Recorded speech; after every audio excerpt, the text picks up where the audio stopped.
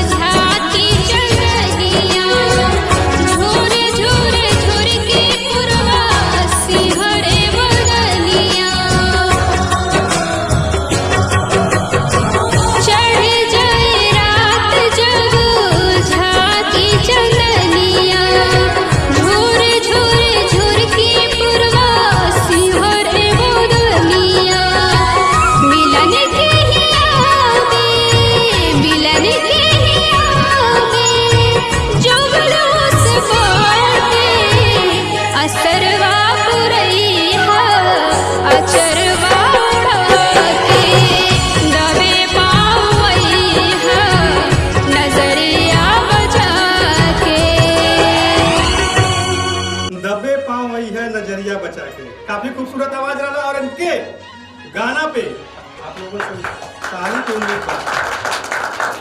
और हम चला अब की बार जजमेंट पे जाना दिलीप भैया से कि इनकी आवाज इनके गायकी की क्या मेनका शर्मा पटना से, पटना बिहार की राजधानी और राजधानी से आप आई हैं। बहुत अच्छा परफॉर्म आप जब कर रही थी तो लगता था जब गाना आपने स्टार्ट किया तो बहुत प्यारा आपने स्टार्ट किया था और पूरा का पूरा हीरोइन ने रोल किया एक्ट्रेस।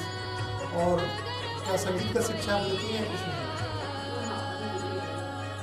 अगर मैं आपके संगीत जो भी जानती हैं उस हिसाब से कहूँ तो आप खुद जजमेंट करेंगे तो क्या कैसा गाते? कुछ कमी लगा था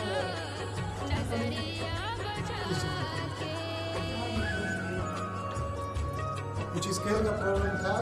आवाज़ बहुत प्यारी है, बहुत अच्छा गाई थी, नोबल मैंने तो लिया, सच में बहुत अच्छा आवाज़ है। लेकिन इस गाने में आप जस्टिफाई नहीं कर सकते क्योंकि जब आप क्रॉस लाइन जहाँ खींचेंगे तो स्केल बढ़ेंगे, इसलिए थोड़ा ध्यान दीजिएगा। और सुबह सुबह उठ कर थोड़ा सांसों पर स्वर कोई भी आज नहीं है। लोग सोचते हैं भोजपुरी गाने में आप कोई गुरु ना हो, कोई सीखे ना, ये सब बेवकूफ़ी वाली बात है। और मतलब मैं तो यहाँ बैठा हूँ अभी के लिए आपको जजमेंट कर सकता है, फ्यूचर के लिए तो आप बहुत ब्राइट आपका फ्यूचर है, बहुत मीठा आवाज़ भी है, तो थोड़ा ध्यान दीजिएगा।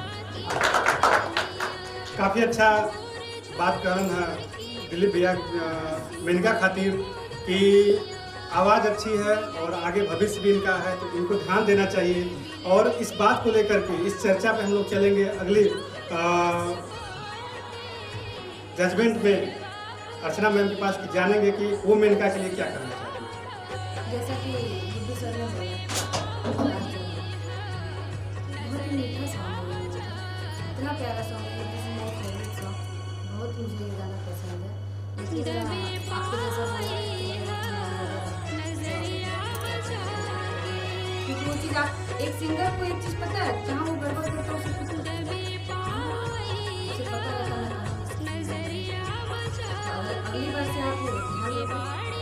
आवाज़ आपका बहुत अच्छा है, बस मैं यही चाहूँ कि आप ध्यान से गाएं। हम अब जनता जनार्दन के ऊपर छोड़ा था, इनकर एक्टिंग बड़ा प्यारा रहा, काफी अच्छा ठुमका भी लगे, अच्छा गाना भी गई ना, आवाज़ भी प्यारी बा, लेकिन कुछ जगह इनके बीट छूट गई बा और जगरा खातिर नसीहत भी इनके मिल गई बा। तो अब जनता जनार्दन के ऊपर बाकी इनका एक लाइव दे ताकि अगला राउंड पहुंच सके और अपना और अपने जिला बिहार के दिल के नाम रोशन करें।